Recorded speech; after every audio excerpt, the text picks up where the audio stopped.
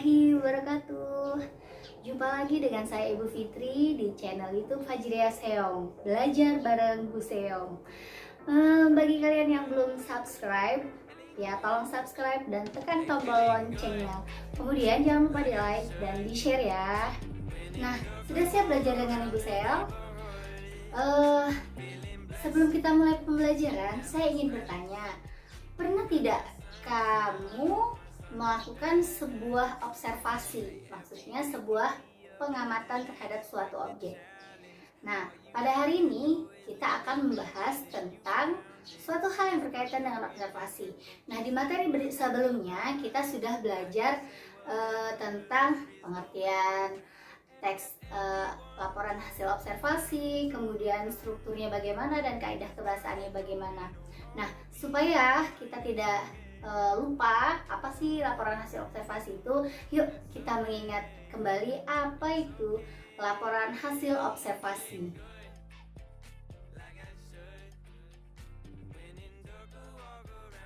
Teks laporan hasil observasi adalah suatu teks yang berisi tentang laporan hasil dari pengamatan suatu objek yang bersifat faktual ya. Jadi teks itu disajikan berdasarkan fakta-fakta dan data yang telah diambil di lapangan. Selanjutnya, struktur teks laporan hasil observasi terbagi menjadi 3. Yang pertama yaitu definisi umum, yang kedua deskripsi bagian, dan yang ketiga deskripsi manfaat. Definisi umum adalah pernyataan umum terhadap objek yang akan diamati. Kemudian untuk deskripsi bagian merupakan penjelasan dari bagian-bagian objek yang diamati. Dan yang terakhir deskripsi manfaat adalah uraian tentang manfaat-manfaat objek yang diamati. Kalau kita cermati, teks laporan hasil observasi ini sangat mirip dengan karangan deskripsi, iya nggak teman-teman? Ya, jadi pada kurikulum KTSP lalu itu kalau tidak salah jenis-jenis paragraf atau jenis-jenis karangan itu dia termasuk karangan deskripsi karena dia menjelaskan menggambarkan suatu objek itu secara rinci, ya kan?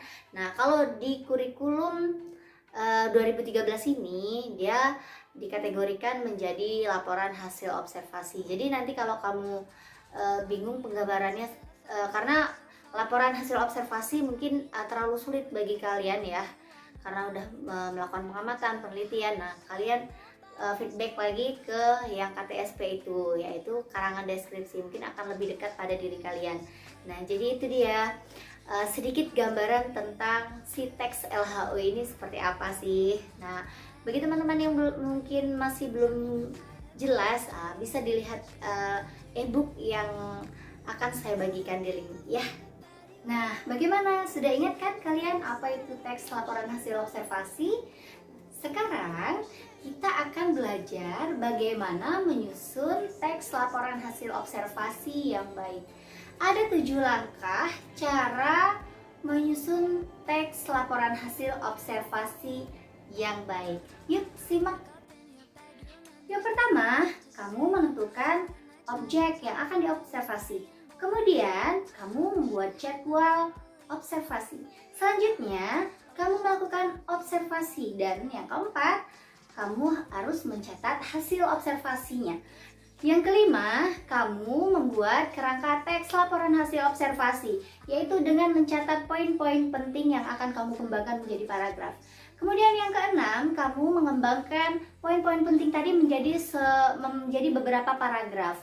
Nah, yang ketujuh, kamu menyusun paragraf yang telah kamu buat tadi menjadi sebuah teks laporan hasil observasi yang utuh dengan memperhatikan ketepatan isi, struktur, dan kebahasaan.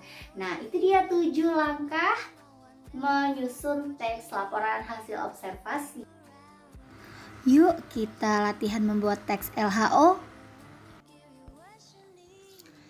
Yang pertama, objek yang saya pilih yaitu pohon kelapa. Kemudian Yang kedua, saya membuat jadwal observasi kira-kira Kamis 6 Agustus 2020. Kemudian yang ketiga, melakukan observasi. Saya melakukan observasi terhadap pohon kelapa. Kemudian yang keempat, mencatat hasil observasi.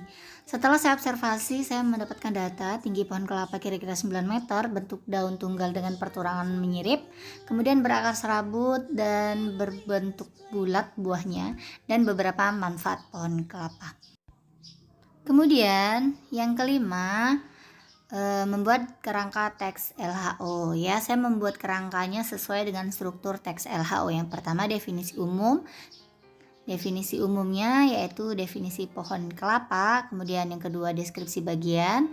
Poin-poin pentingnya yaitu bagian-bagian pohon kelapa. Dan yang ketiga yaitu deskripsi manfaat, yaitu poin-poin pentingnya manfaat pohon kelapa. Kemudian kita kembangkan poin-poin penting tadi menjadi beberapa paragraf. Ini adalah paragraf yang pertama, yaitu berdasarkan poin-poin penting definisi pohon kelapa. Jadi paragraf yang pertama ini menceritakan pohon kelapa. Kemudian lanjut paragraf yang kedua, bagian-bagian pohon kelapa. Nah, di sini menjelaskan bagian-bagian pohon kelapa secara detail, mulai dari batang, daun, akar, dan buah. Ya, di sini diceritakan batangnya tingginya mencapai 20 meter. Ya, itu maksimal ya. Oke. Selanjutnya, paragraf yang terakhir yaitu manfaat pohon kelapa.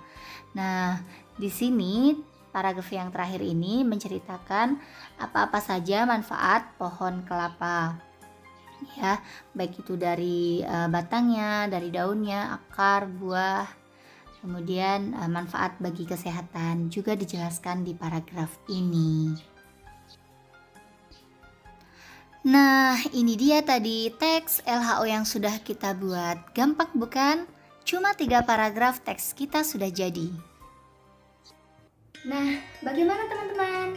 Setelah kita mempelajari bagaimana cara menyusun laporan teks hasil observasi. Mudah bukan? Cuma 3 paragraf kita sudah dapat membuat teks laporan hasil observasi yang baik.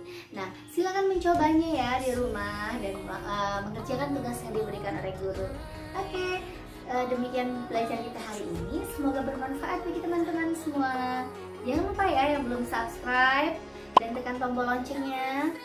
Dan saya akhiri. Assalamualaikum warahmatullahi wabarakatuh. Sampai jumpa.